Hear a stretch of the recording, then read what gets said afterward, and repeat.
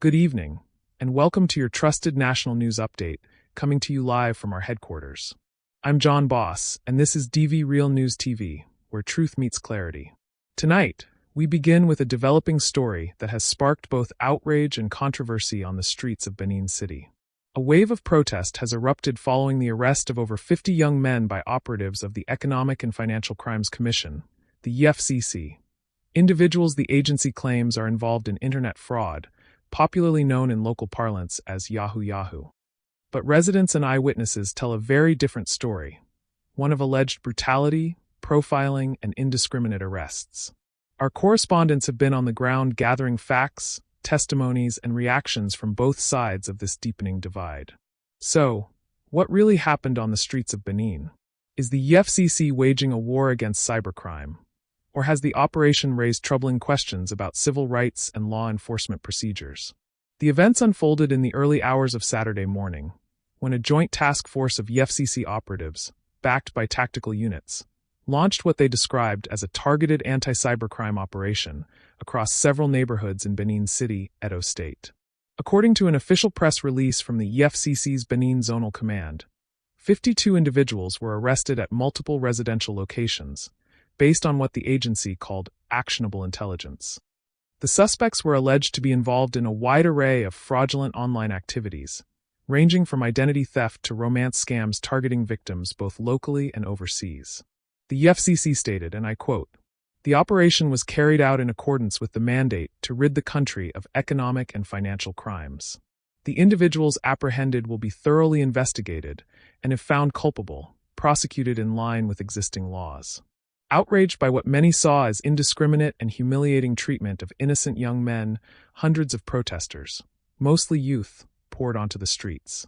Chanting solidarity songs and waving placards, they condemned what they described as harassment, profiling, and military-style operations that left many traumatized. For several hours, parts of Benin City came to a standstill as protesters blocked roads and gathered near EFCC offices, demanding justice, transparency, and the immediate release of those they claimed were unjustly detained. Interview with male protester, name withheld. "We're not against fighting crime, but this is not how to do it. They just storm people's houses at 2 a.m., breaking doors and dragging people out without any proof. Some of these boys are students, some are working class. They just assume you're a fraudster because you have a laptop or drive a nice car." Reports like these have brought sharp focus to the EFCC's tactics and have rekindled a larger national debate, one that pits the urgent need to fight cybercrime against the equally urgent need to protect civil liberties and due process. Among the most heart-wrenching scenes were those of distraught family members. Mothers and siblings gathered outside the EFCC's Benin office, pleading for information about their loved ones. Interview with woman crying woman, I quote, "My son was just coming from night class. He's preparing for exams. They grabbed him and put him in a van like a criminal. No explanation, no phone call, nothing. This latest incident is not an isolated one. In recent months, there's been a growing wave of public dissatisfaction with security agencies perceived to be acting with impunity. From the #EndSARS protests of 2020 to local agitations against police misconduct, trust in law enforcement remains fragile. And as the EFCC expands its digital crime operations, many are asking, how do we ensure accountability? To that end, our correspondent in Benin, O.R., spoke with legal analysts, civil society groups, and even former EFCC officials about the implications of these raids. Interview with human rights lawyer Bar. E.M.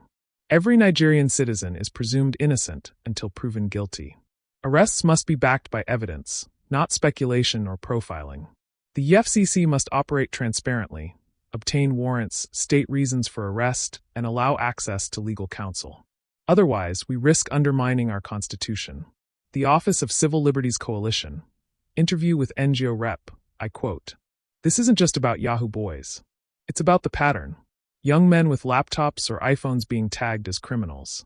We need reform, not just raids." Indeed, that's a sentiment gaining ground, especially on social media, where hashtags like #StopEFCCHarassment and #JusticeForBenin Youths are trending.